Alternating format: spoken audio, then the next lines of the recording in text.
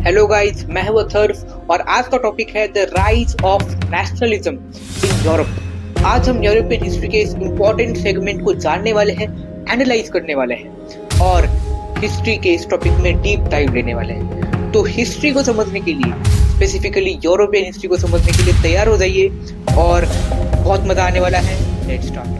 तो पहले टॉपिक की ओर बढ़ चलते हैं।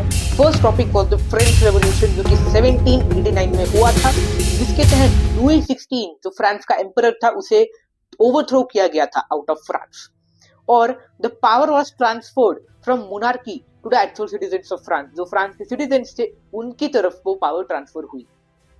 और फ्रेंच रेवोल्यूशनरीज जिन्होंने रेवोल्यूशन किया था, उन्होंने डिसाइड किया कि फ्रांस के लोगों में ज्यादा से ज्यादा राष्ट्रवाद की भावना को जगाया जाए, नेशनलिज्म की भावना को जगाया जाए।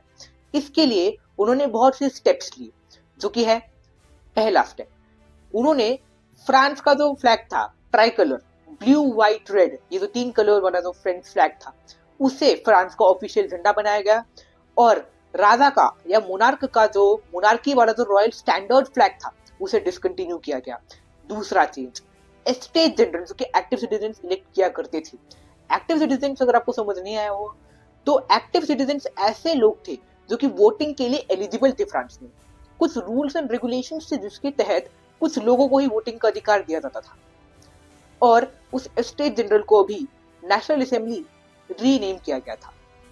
तीसरा चेंज, उन्होंने एक सेंट्रलाइज्ड एडमिनिस्ट्रेटिव यूनिट बिछाई, जिसके तहत इक्वल लॉज फॉर्मुलेट हुए सबके लिए समान अधिकार और समान लॉज। इसके लिए एक सेंट्रलाइज्ड एडमिनिस्ट्रेटिव यूनिट बिठाई गई।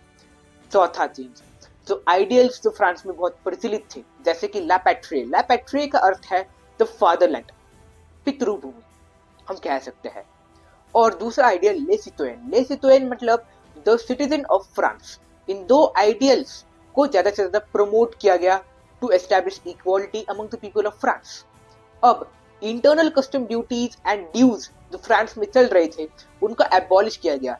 अब इंटरनल जो फ्रांस के अंदर जो आपको ट्रेड करनी थी स्टेट टू स्टेट या सिटी टू सिटी, उसके लिए अब कोई ड्यूज या कोई टैक्स बैरियर नहीं थे।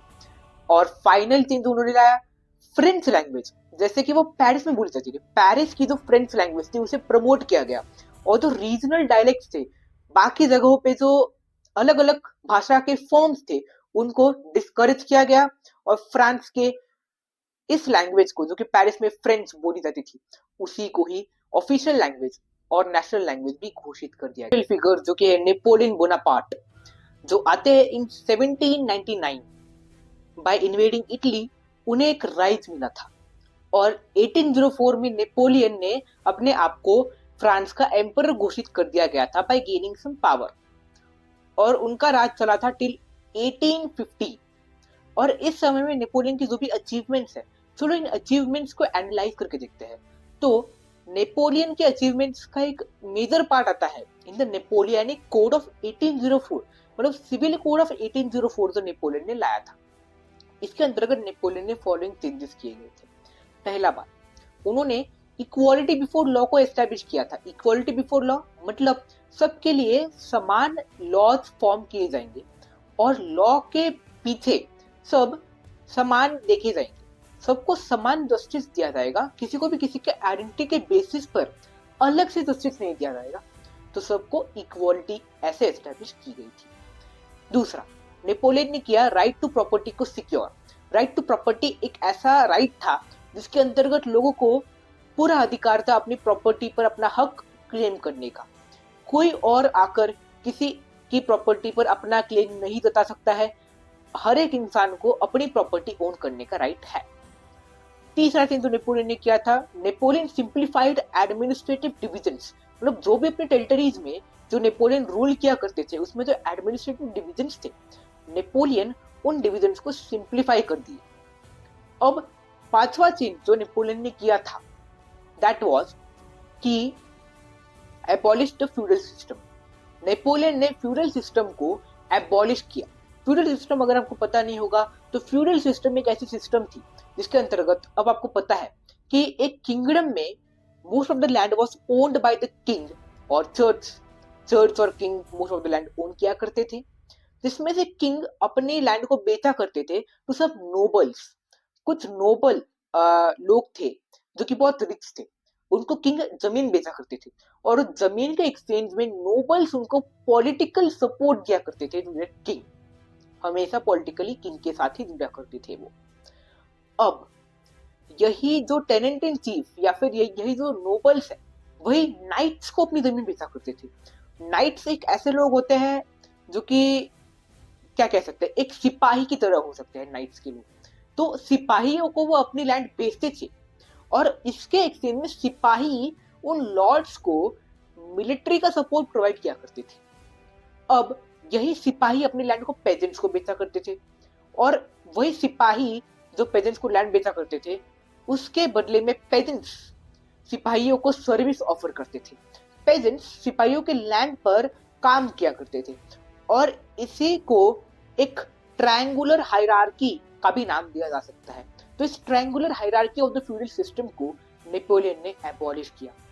फिर एक और चेंज नेपोलियन ने किया कि पेजेंट्स को फ्री किया from the burden of serfdom. Serfdom एक ऐसी सिस्टम थी जहां पे सर्फ्स को अपनी दिए गई जमीन पर काम करना पड़ता था। लैंडलॉर्ड्स उन्हें जमीन दिया करते थे, उस जमीन पर सर्व्स को काम करना पड़ता था, और उन सर्व्स को बिना जमींदारों के परमिशन के लैंड छोड़ने का कोई भी हक नहीं था। और ये बहुत ही ज्यादा अनफेयर था, क्योंकि उन्हें कोई सैलरी भी नहीं दिया करता था, और उन्हें कोई स्पेशल बेनिफिट्स भी नहीं ऑफर किया करता था। तो इस सिस्टम को नेपोलियन ने बैन किया और लोगों को फ्री कराया, जो कि बहुत अच्छा काम था। और फिर उसने क्या किया, उसने ट्रांसपोर्टेशन और कम्युनिकेशन सिस्टम, जो ट्रांसपोर्टेशन है, कम्युनिकेशन है, इन सिस्टम्स को इंप्रूव किया to establish modernity in Europe. और फिर एक कॉमन नेशनल करेंसी लाई नेपोलियन ने। मतलब एक फ्रांस है तो एक नेशन के लिए एक ही करेंसी होनी चाहिए। इस आइडियोलॉजी से नेपोलियन ने एक ही कॉमन नेशनल करेंसी को एस्टैब्लिश किया। फिर गिल्ड रिस्ट्रिक्शंस को टाउन्स में रिमूव कर दिया गया। टाउन्स में जो गिल्ड के जो रिस्ट्रिक्शंस थे उनको रिमूव किया गया, और इसके अंतर्गत बहुत से लोग खुश हुए थे इन द नेपोलियनिक रेजिम। और बहुत से जो बिजनेसमैन थे, पेजेंट्स थे, उनको एक न्यू फाउंड फ्रीडम मिला। उनको एक फ्रीडम मिला to grow under the Napoleonic administration. लेकिन इस सिस्टम के बहुत सारे ड्रॉबैक्स भी थे। जैसे कि एक सिक्के के दो पहलू होते हैं, वैसे ही नेपोलियन के रूल्स के भी कुछ कॉन्स थे, along with being some pros। तो कॉन्स क्या थे नेपोलियन के सिस्टम की? तो कॉन्स ये थे कि नेपोलियन के सिस्टम में पॉलिटिकल फ्रीडम नहीं था। मतलब कोई भी इंसान नेपोलियन के बारे में कुछ भी गलत नहीं बोल सकता था, कुछ फ्रीडम नहीं था टू स्पीक अगेंस्ट नेपोलियन। दूसरा, सेंसरशिप बहुत थी। मतलब कुछ भी अगर छापना हो आर्टिकल तो परमिशन लेना पड़ता था from the authority of the government, और नेपोलियन के बारे में छापने के लिए सबको बहुत ही केयरफुल रहना पड़ता था, क्योंकि नेपोलियन के खिलाफ बोलना एक बैन था, एक ऑफेंस कंसिडर किया जाता था अगर आप नेपोलियन के खिलाफ बोलते तो। फिर तीसरा, force conscription into the French आर्मीज। मतलब क्या किया कि बहुत सारी सिटीज और गांवों में लोगों को फोर्सफुली फ्रांस के आर्मीज में एनरोल किया गया, और फिर उन लोगों को जबरदस्ती लड़ाया गया with in various wars of the empires. और ये भी बहुत अनफेयर था, क्योंकि बहुत से लोगों की इच्छा थी आर्मी में जाने की और बहुत से लोगों की नहीं भी थी। तो लोगों के फ्रीडम ऑफ ऑक्यूपेशन के खिलाफ जाता है नेपोलियन ने जो किया था। तो इन तीन कारणों की वजह से लोगों के बहुत ही ज्यादा डिसेंट था टुवर्ड्स द नेपोलियनिक रूल, इसलिए लोगों ने प्रोटेस्ट करना शुरू कर दिया। पहले नेपोलियन को मतलब लोग ऐसे देखते थे कि फ्रीडम का हार ब्रिंगर है, लेकिन अभी कोई भी उसे नेपोलियन को ऐसा नहीं दिखता था। लोगों को पता चल चुका था कि नेपोलियन अच्छे काम तो कर रहा है, लेकिन फ्रीडम को रिस्ट्रिक्ट कर रहा है, फ्रीडम ऑफ स्पीच को, फ्रीडम ऑफ क्रिटिसिज्म को। इसलिए नेपोलियन को लोगों का बहुत ही ज्यादा प्रोटेस्ट मिल रहा था।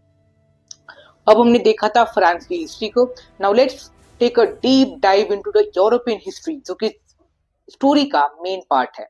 तो अब यूरोपियन हिस्ट्री की अगर हम देखें तो यूरोपियन हिस्ट्री में प्रोमिनेंट लोग थे कुछ। पहले पार्ट था aristocracy. Aristocracy was the most prominent part, जिसके पास बहुत ज्यादा पॉलिटिकल पावर थी और बहुत ही ज्यादा पैसा था। तो एरिस्टोक्रेसी मतलब राजा महाराजा की जो फैमिलीज थी वो बहुत ही ज्यादा रिच थी। वो ओन करते थे एस्टेट्स और टाउन हाउसेस को, बहुत बड़े बड़े एस्टेट्स और टाउन हाउसेस को वो ओन किया करते थे।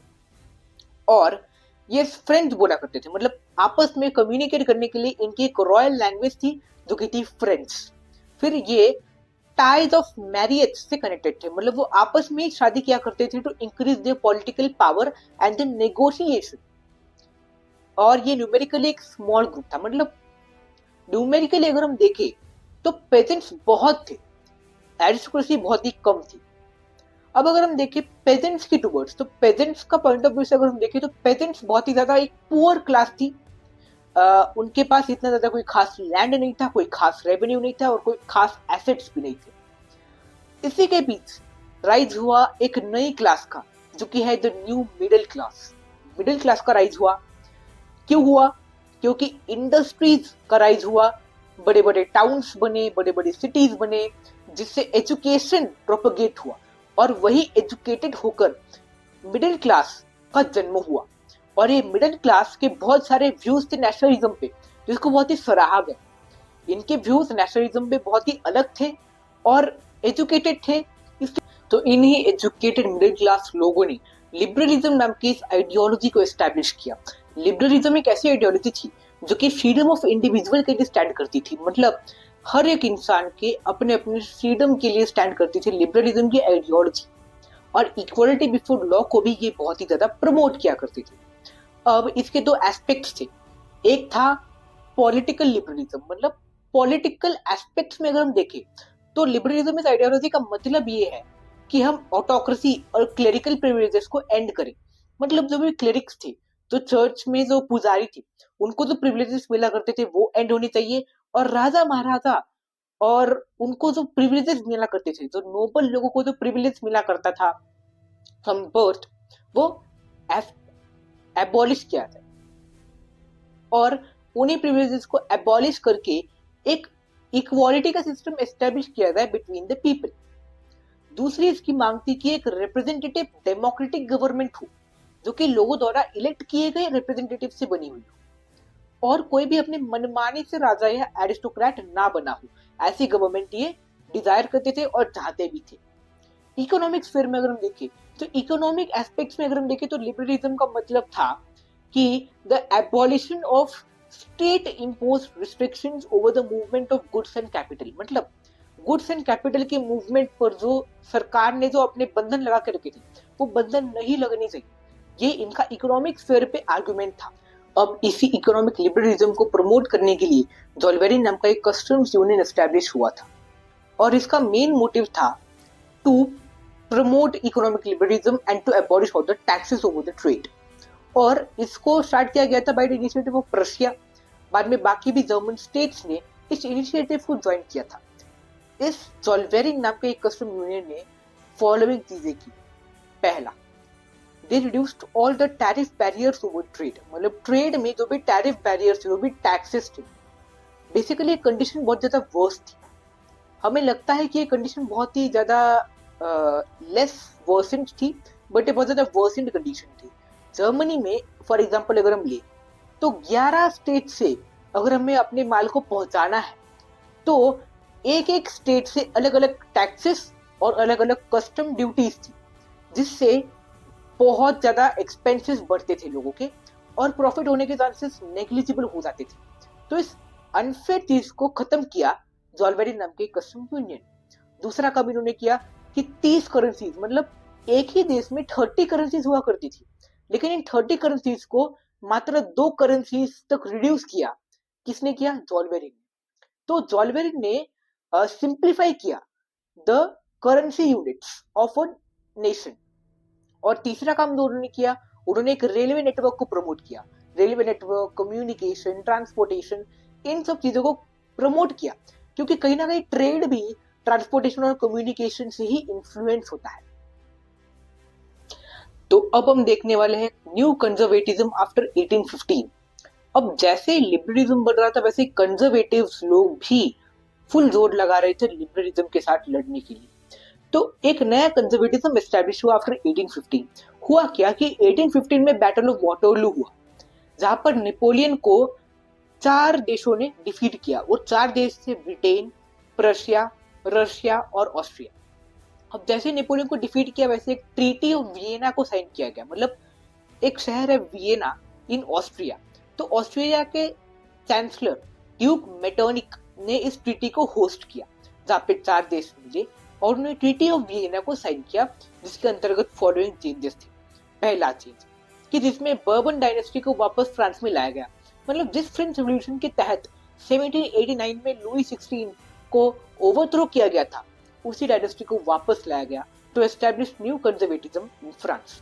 और फ्रांस के बॉर्डर्स में बहुत बड़े बड़े स्टेट्स को एस्टैब्लिश किया, जिससे फ्रांस एक्सपैंड ना कर पाए। मतलब वो चाहते नहीं थे कि फ्रांस इन्वेड करते करते जाए और एक्सपैंड करे। तो फ्रांस के इस कोलोनियलिज्म को बॉयकॉट करने के लिए उन्होंने बड़े बड़े स्टेट्स एस्टैब्लिश किए on the borders of France, जिससे एक्सपेंशन नहीं होगा। फिर उन्होंने एक चेंज किया जिसके तहत प्रशिया को important territories they the on the western frontier. They got the important portion of Saxony. Saxony एक पोर्शन था यूरोप का, जिसे प्रशिया को दिया गया और प्रशिया को बहुत ज्यादा इंपॉर्टेंट टेरिटरीज भी दी गई। इसी के तहत नेदरलैंड्स ने, मतलब यूनाइटेड किंगडम ऑफ नेदरलैंड्स ने बेल्जियम को टेक ओवर कर लिया, जिससे बेल्जियम अब नेदरलैंड्स का पार्ट बन गया। इसी के तहत रशिया ने भी पोलैंड को टेक ओवर कर दिया, जिससे पोलैंड रशिया का पार्ट बन गया। और इसी के तहत ऑस्ट्रिया को बहुत बड़े बड़े टेरिटरीज दिए गए नॉर्थर्न इटली, मतलब इटली के उत्तर भाग का बड़ा हिस्सा ऑस्ट्रिया को दिया गया। और इसी के तहत जर्मन कॉन्फेडरेशन जो नेपोलियन ने बना के रखी थी, मतलब बेसिकली नेपोलियन ने कॉन्फेडरेशन बना के रखी थी ऑफ 39 स्टेट्स। इन 39 स्टेट्स को कोई चेंज नहीं किया गया, इसको अनटच्ड लेफ्ट किया गया, क्योंकि उन्हें लगता था कि ये कॉन्फेडरेशन रखना कोई इतना नुकसान नहीं करेगा। और वो बहुत सारे नेपोलियन के मॉडर्न चेंजेस के लिए अग्री भी किया करते थे। उन्हें लगता था कि इन मॉडर्न चेंजेस से उनकी जो मोनार्कियल स्ट्रेंथ है या फिर जो भी उनकी इंस्टीट्यूशंस है जो प्रिजर्व करना चाहते हैं, वो स्ट्रेंथन होंगे, एडमिनिस्ट्रेशन एफिशिएंट होगा। इसलिए नेपोलियन की बहुत सारी चेंजेस को रिज्यूम भी किया गया और एक्सेप्ट भी किया गया बाय द कंजर्वेटिव्स। तो इस न्यू कंजर्वेटिज्म के रिस्पॉन्स में लिबरल भी अपना पूरा जोर लगा रहे थे for establishing liberty and equality among people of Europe. One of the people was Giuseppe Mazzini, जो कि बहुत ही ज्यादा इंफ्लुएंशियल हिस्टोरिक फिगर था। और मेजिनी के फॉलोइंग अचीवमेंट्स अपने लाइफ में, जैसे कि मेजिनी पैदा हुए थे इन जेनोवा इन 1807। जेनोवा एक शहर है इटली में। फिर उनके अचीवमेंट्स पे आए तो उनके अचीवमेंट्स में इंक्लूडेड है फॉलोइंग चीजें, जैसे कि पहला, वो एक सीक्रेट सोसाइटी, कार्बोनारी नाम के एक सीक्रेट सोसाइटी के मेंबर थे। सीक्रेट सोसाइटीज क्या है? तो लिबरल लोग अंडरग्राउंड जाते थे छिपने के लिए, मीटिंग्स लेने के लिए, क्योंकि उन्हें पता था कि अगर वो ओपनली अगर वो डिबेट्स करेंगे, डिस्कशन करेंगे, तो मोनार्कियल सिस्टम्स उन्हें बोलने नहीं देगी। तो वो अंडरग्राउंड जाते थे और अपने हिडन बेस कैंप्स बनाते थे जहां पे वो मीटिंग करते थे टू एस्टैब्लिश लिबरलिज्म। और इसी कार्बोनारी नाम के सीक्रेट सोसाइटी के मेंबर थे यूसिप मेजिनी। दूसरी अचीवमेंट, उन्होंने यंग इटली नाम की सोसाइटी को फाउंड करा इन मार्शलाइज फ्रांस। मतलब फ्रांस में एक शहर है मार्शलाइज, उसमें यंग इटली नाम की ऑर्गेनाइजेशन को यूसिप मेदिनी ने फाउंड किया। फिर उन्होंने यंग यूरोप नाम की ऑर्गेनाइजेशन को भी फाउंड किया, जो कि बेर्न, स्विट्जरलैंड में एक शहर है बेर्न, वहां पे फाउंड हुई थी। फिर उन्होंने बहुत जोर लगाया और मोनार्की सिस्टम को बहुत ज्यादा अपोज और चैलेंज किया। उनकी बेसिक आइडियोलॉजी में ये था कि हम इटली को एक रिपब्लिक बनाएंगे और फ्रीडम को और लिबर्टी को एस्टैब्लिश करेंगे। अब हम एनालाइज करते हैं द एज ऑफ रेवोल्यूशंस को, जो कि 1830 से चालू हुआ था। इसके दरमियान बहुत सारे रेवोल्यूशंस हुए थे इन यूरोप। अब पहला रेवोल्यूशन अगर हम देखें तो जुलाई रेवोल्यूशन। इस जुलाई रेवोल्यूशन के तहत फ्रांस ने अपनी जो मोनार्की, जो बर्बन डायनेस्टी जो फ्रांस में री एस्टैब्लिश की गई थी बाय द कंजर्वेटिव्स, उस डायनेस्टी को वापस हटाया और एक कॉन्स्टिट्यूशनल मोनार्की को सेटअप किया with Louis Philippe at its head. दूसरा जुलाई रेवोल्यूशन का दूसरा एस्पेक्ट है वो हम बेल्जियम के साथ देख सकते हैं, जहां पर बेल्जियम टूट गया फ्रॉम द नेदरलैंड्स। बेल्जियम ने अपना इंडिपेंडेंट डिक्लेयर किया और बेल्जियम एक इंडिपेंडेंट सेपरेट कंट्री बन गई। उसके बाद ग्रीस पे अगर हम आए तो ग्रीस में भी बहुत सारे रेवोल्यूशन चल रहे थे। लोग ग्रीस का इंडिपेंडेंस चाहते थे क्योंकि ग्रीस ऑटोमन एम्पायर का पार्ट था since the 15th century. But Ottoman empire और ग्रीक कल्चर बहुत डिफरेंट कल्चर्स थे, बहुत डिफरेंट लैंग्वेजेस, बहुत डिफरेंट पीपल। इसलिए लोग इंडिपेंडेंस चाहते थे ऑफ द ग्रीस, जिसको बहुत से यूरोपियन कंट्रीज ने बहुत सपोर्ट किया इसको, particularly the western European countries such as France and Britain, who supported Greece to be an independent country. और बहुत सारे पोएट्स और कल्चरल लोग भी ग्रीस के सपोर्ट में आए, क्योंकि ग्रीस को cradle of the European civilization माना जाता था। मतलब ग्रीस से ही यूरोपियन सिविलाइजेशन का स्टार्ट हुआ था। इसलिए पोएट्स, पर्टिकुलरली अगर हम एग्जांपल ले तो लॉर्ड बायरन एक इंग्लिश पोएट थे जिसने बहुत सपोर्ट ऑफर किया ग्रीस को। अनफॉर्चुनेटली फीवर के द्वारा वो मर गए थे in 1824, but in 1832 the Greek forces were successful in defeating Ottoman empire, और इसलिए ट्रीटी ऑफ कॉन्स्टेंटिनोपल साइन हुआ between the Ottoman empire and Greece, जिससे ग्रीस को एक इंडिपेंडेंट नेशन डिक्लेयर किया गया। ये था ग्रीस के एस्पेक्ट से रेवोल्यूशन। इसी 1830s के दरमियान रेवोल्यूशन तो चली रही थी, लेकिन रेवोल्यूशन के साथ साथ बहुत सारे हार्डशिप्स आ रहे थे to the common European people, और ये हार्डशिप्स है डेट वाज द फॉलोइंग। पहली हार्डशिप थी कि बहुत पॉपुलेशन बढ़ चुकी थी यूरोप की, इसलिए अनएम्प्लॉयमेंट बहुत कॉमन था, लोगों को जॉब्स नहीं मिल रहे थे, फिर चाहे वो कितना भी ढूंढ ले। दूसरा कि लोग जॉब्स के सर्च में आ रहे थे फ्रॉम विलेजेस टू सिटीज, मतलब गांव से शहर में आ रहे थे टू सीक जॉब्स, लेकिन इसकी वजह से नए नए स्लम्स डेवलप हुए सिटीज में, क्योंकि लोगों को ज्यादा जॉब नहीं मिल रही थी, फिर चाहे वो माइग्रेट करे या नहीं करे, क्योंकि अनएम्प्लॉयमेंट एक बहुत ही बड़ी समस्या बन चुकी थी। तीसरा, बहुत सारे जो लोकल आर्टिसंस थे, जो लोकल पेजेंट्स थे, जो कि खुद के कारीगरी से पॉट्स बनाया करते थे या फिर क्राफ्टी चीजें बनाया करते थे, उनकी इंपॉर्टेंस और मार्केट वैल्यू बहुत कम हो गई। क्यों गिरी? क्योंकि ब्रिटेन में बहुत सारे इंडस्ट्रियलाइजेशन आ चुका था, वहां पर मशीनरीज थी, और British made cheap industrial goods लोगों के बीच में पॉपुलर हो गए थे, क्योंकि उनका सप्लाई भी बहुत ज्यादा था और वो चीप भी थे, क्योंकि मशीन मेड थे।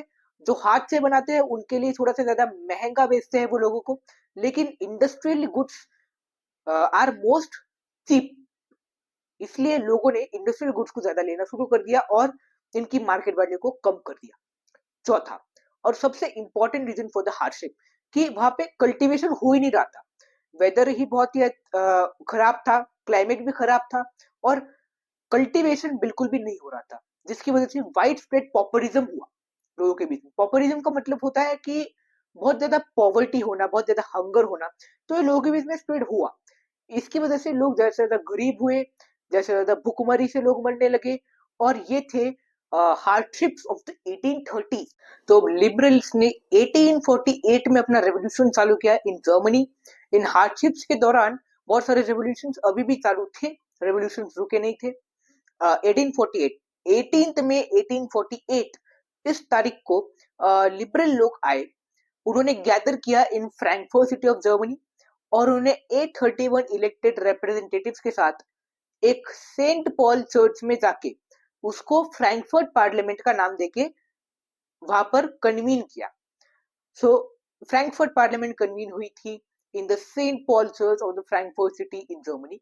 इन्होंने एक कॉन्स्टिट्यूशन को ड्राफ्ट किया, मतलब एक संविधान को ड्राफ्ट किया, जिसके अंतर्गत वो राजा के साथ गए, प्रशिया के किंग के पास वो गए, और उन्होंने एक रिक्वेस्ट की कि आप इस कॉन्स्टिट्यूशन को एक्सेप्ट कीजिए और कॉन्स्टिट्यूशनल मोनार्की को एस्टैब्लिश कीजिए इन जर्मनी, और पूरे जर्मनी को एक साथ यूनाइट कीजिए।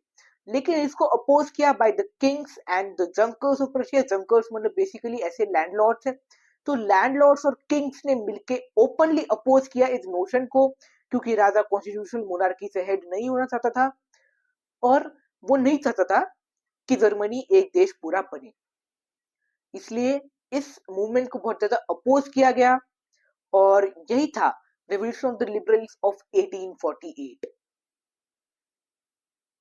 अब हम देखेंगे यूरोपियन हिस्ट्री का सबसे one of the most interesting parts of European history. तो नाउ लेट्स स्टार्ट। पहला देश जो बना था यूरोप में, one of the first country that originated in Europe was Germany, जो कि बनी थी। जर्मनी कैसे बनी? तो पहले जैसे कि आपने सुना था कि जो किंग था प्रशिया का, उसने कॉन्स्टिट्यूशन को रिजेक्ट किया था, लैंडलॉर्ड्स ने भी कॉन्स्टिट्यूशन को रिजेक्ट किया था और वो नहीं चाहते थे कि जर्मनी बने। लेकिन फिर प्रशिया के chief minister Otto von Bismarck ने मोर्चा संभाला to unify Germany. Otto von Bismarck ने प्रशिया की ब्यूरोक्रेसी और एडमिनिस्ट्रेटिव का सपोर्ट लिया और फिर 7 इयर्स का वॉर लड़ा, मतलब 7 साल लंबा वॉर लड़ा विद फ्रांस, डेनमार्क और ऑस्ट्रिया। और एंड में इन तीनों देशों को हराकर फाइनली जर्मनी की स्थापना हुई, जिससे जर्मनी यूनिफाई हुआ। और फाइनली केसर विलियम वन नाम के एम्परर थे, इनको जर्मनी का किंग घोषित कर दिया गया। अब हम बढ़ते हैं इटली की यूनिफिकेशन के टुवर्ड्स। तो इटली में 7 स्टेट थे, 7 राज्य थे, जिसमें से जो नॉर्थन पार्ट ऑफ इटली था वो ऑस्ट्रियन हंगेरी के कंट्रोल में था, जो सदर्न पार्ट ऑफ इटली था वो बर्बर किंग्स ऑफ स्पेन के कंट्रोल में था, और जो सेंट्रल पार्ट था इटली का वो कंट्रोल में था पेपल स्टेट के, पोप के कंट्रोल में था इटली का सेंट्रल पार्ट। और इसी के साथ फिर हम कह सकते हैं कि Italy was mostly under foreign rule. बस एक स्टेट था नेम्ड सार्डिना पीडमोंट, जो कि इटालियन हाउस के द्वारा रूल किया गया था। वो this was the only Italian state, the native Italian state to be ruled by native Italian king. अब इटली को यूनाइट करने का मोर्चा किसने संभाला? तो उसने संभाला काउंट कैमिलो केवर, जो कि थे chief minister of the Sardinia Piedmont state. Count Camillo Cavour French language में बहुत अच्छे से बोल सकते थे, जिसकी वजह से उन्होंने डिप्लोमेटिक अलायंस बनाई विद फ्रांस इस टर्म्स पे कि अगर सार्डिना पीडमोंट ने अगर ऑस्ट्रिया पे अटैक किया तो फ्रांस उन्हें इंटरप्ट नहीं करेगा और ऑस्ट्रिया के साइड से नहीं लड़ेगा। तो इसी अलायंस की वजह से बहुत फायदा हुआ और सार्डिना पीडमोंट ने फाइनली 1859 वो साल था जहां पर ऑस्ट्रो हंगेरी को हरा दिया और भगा दिया उनके फोर्सेस को नॉर्थन इटली से, जिसकी वजह से जो उत्तर पार्ट था इटली का वो हो गया फ्री। अब अगर सदर्न पार्ट देखें तो सदर्न पार्ट में मेन हीरो थे ग्यूसिप गैरिबल्डी, जिन्होंने पेजेंट्स के हेल्प से, लोकल पेजेंट्स के हेल्प से रेड शर्ट्स नाम की एक आर्मी बनाई, जिसकी वजह से उन्होंने बर्बन किंग्स ऑफ स्पेन को सदर्न पार्ट ऑफ इटली से ओवरथ्रो कर दिया, जिसकी वजह से southern part of Italy free हुआ। अब अगर हम सेंट्रल पार्ट ऑफ इटली को देखें तो सेंट्रल पार्ट ऑफ इटली में पोप रूल करते थे, वो एक पेपल स्टेट था। इन सब रेवोल्यूशंस को देखकर पोप ने खुद ब खुद सरेंडर कर लिया और उन्हें एक छोटा सा रीजन ऑफर कर लिया गया, जो कि ऑटोनॉमस था एंटायरली, और उसे आज हम वेटिकन सिटी के नाम से भी जानते हैं, जो कि बहुत छोटी कंट्री है और दुनिया की सबसे छोटी कंट्री है वेटिकन सिटी इनफैक्ट। तो अब उत्तर भाग भी फ्री हो चुका था, सेंट्रल भाग भी फ्री हो चुका था और सदर्न पार्ट भी फ्री हो चुका था। तो इसका मतलब पूरा इटली यूनिफाई हो चुका था, लिबरेट हो चुका था। और इस लिबरेटेड और यूनिफाइड इटली को लीड करने के लिए आए विक्टर इमैनुअल सेकंड। तो इटली के पहले एम्परर कौन थे? तो वो थे विक्टर इमैनुअल सेकंड। अब अगर हम देखें ब्रिटेन का केस, अब अनलाइक जर्मनी एंड इटली, क्योंकि जर्मनी एंड इटली में क्या हुआ कि रेवोल्यूशन और खून खराबा हुआ तभी देश यूनाइट हुए। ब्रिटेन में ऐसा नहीं हुआ। ब्रिटेन मतलब एक आइलैंड का एक समूह था जो कि 4 एथनिक ग्रुप्स में डिवाइडेड था, जैसे कि वेल्श, स्कॉट, आयरिश और इंग्लिश। अब अगर हम देखें इंग्लैंड में, तो इंग्लैंड में 1699 में इंग्लैंड की जो पार्लियामेंट थी उन्होंने इंग्लैंड के राजा महाराजा से पावर छीन ली और अब पूरी की पूरी इंग्लैंड की पावर सेंट्रलाइज्ड हो गई इंग्लिश पार्लियामेंट, और उनकी इंपॉर्टेंस भी बहुत बढ़ने लगी यूके में। और इंग्लैंड ने 1707 में स्कॉटलैंड के साथ डील की, जिसकी वजह से इंग्लैंड और स्कॉटलैंड यूनिफाई हुए और बना United Kingdom of Great Britain. अब इनकी नजर आयरलैंड पे भी थी। अब आयरलैंड के इन्होंने क्या किया कि आयरलैंड में स्मार्टली इन्होंने काम लिया। आयरलैंड में 2 ग्रुप्स थे, एक तो कैथोलिक और एक तो प्रोटेस्टेंट क्रिश्चियंस थे। अब इन दोनों में चल रहा था कॉन्फ्लिक्ट, तो इंग्लिश लोगों ने स्मार्टली प्रोटेस्टेंट्स को साइड किया और फिर ऐसे ही देश को डिवाइड करते करते उन्होंने इटली को पूरी तरीके से फोर्सिबली इनकॉर्पोरेट कर लिया इन 1801। वैसे तो 1799 में वुल्फ टोन नाम की रेवोल्यूशनरी थे जिन्होंने एक सक्सेसफुल अटेम्प्ट किया था, लेकिन वो अटेम्प्ट ज्यादातर फेल हो गया और जिसकी वजह से आयरलैंड फ्री नहीं हो पाया। तो इसलिए 1801 में आयरलैंड पार्ट बना और पूरे देश का नाम पड़ा United Kingdom of Great Britain and Ireland. अब यूके में यूनाइटेड किंगडम का national anthem God save our noble king, English language को ज्यादा प्रमोट किया गया, और जो स्कॉटिश और आयरिश लोग थे उनको एज ए सबऑर्डिनेट मेंबर बना दिया गया, क्योंकि उनके कल्चर को सप्रेस कर दिया गया, उनके कल्चर को ज्यादा आवाज नहीं दी गई और उनके लैंग्वेज को भी फॉरबिट कर दिया गया। तो प्रेजेंट में अगर हम देखें तो यूके में सारों को अपना कल्चर प्रैक्टिस करने का फ्रीडम है, क्योंकि आज के समय में डेमोक्रेसी डेवलप हुई है। लेकिन तब तब के समय में बहुत सारे लोग जो कि इंग्लिश लोगों से अलग थे उनको एज सबऑर्डिनेट मेंबर दबा रख दिया गया और उनके कल्चर को दबा दिया गया। और अब अगर हम देखें तो बाल्कन रीजन अभी इतना ही नहीं था। बाल्कन रीजन को अगर हम देखें तो बाल्कन रीजन एक ऐसा रीजन था यूरोप में जिसमें फॉलोइंग कंट्रीज आती, जैसे कि अगर हम देखें Croatia, Romania, Bosnia Herzegovina, Greece, ये कंट्रीज बाल्कन रीजन में आती थी। Mostly eastern part of Europe, particularly south eastern part of Europe में नियरली वो लोकेटेड था वो बाल्कन रीजन। अब बाल्कन रीजन मोस्टली था किसके कंट्रोल में? ऑटोमन एम्पायर के कंट्रोल में। लेकिन जैसे जैसे ऑटोमन एम्पायर वीक होता गया, ऑटोमन एम्पायर कोलैप्स हुआ, वैसे ही बाल्कन रीजन ने अपना इंडिपेंडेंट डिक्लेयर कर दिया गया। लेकिन बाल्कन रीजन की कंट्रीज आपस में इतने जलस थे कि वो आपस में ही वॉर्स लड़ते थे और बहुत सारे देश दूसरे देशों पर कब्जा करने का ट्राई करते थे। तो यूनिटी नहीं थी बाल्कन रीजन में, जिसका फायदा बहुत से देशों ने उठाया, जैसे कि ब्रिटेन, रशिया, ऑस्ट्रिया। इन्होंने बहुत ध्यान दिया टूवर्ड्स द बाल्कन रीजन। उन्हें भी बाल्कन रीजन चाहिए था क्योंकि वो सिक्योरिटी के लिए इंपॉर्टेंट था, ट्रेड के लिए इंपॉर्टेंट था और की बहुत ही स्ट्रेटेजिक लोकेशन थी। तो बाल्कन रीजन को कब्जाने के लिए बहुत सारे powers, international powers Balkan reason के इस कॉन्फ्लिक्ट में कूद गए, जिसकी वजह से कॉन्फ्लिक्ट और भी ज्यादा इंटेंसिफाई होता गया। ये जेलसी बढ़ती गई लोगों में और डिजायर भी बढ़ता गया to incorporate the Balkan region in themselves. तो इसलिए इस इंटेंसिफाइड कॉन्फ्लिक्ट का एक रिजल्ट निकला जो कि आज सबको पता है, वर्ल्ड वॉर फर्स्ट, जो कि लड़ा गया था फ्रॉम 1914 टू 1918। तो वर्ल्ड वॉर फर्स्ट का मेजर रीजन था बाल्कन कॉन्फ्लिक्ट और उसमें इंटरनेशनल पावर्स का जंप इन करना।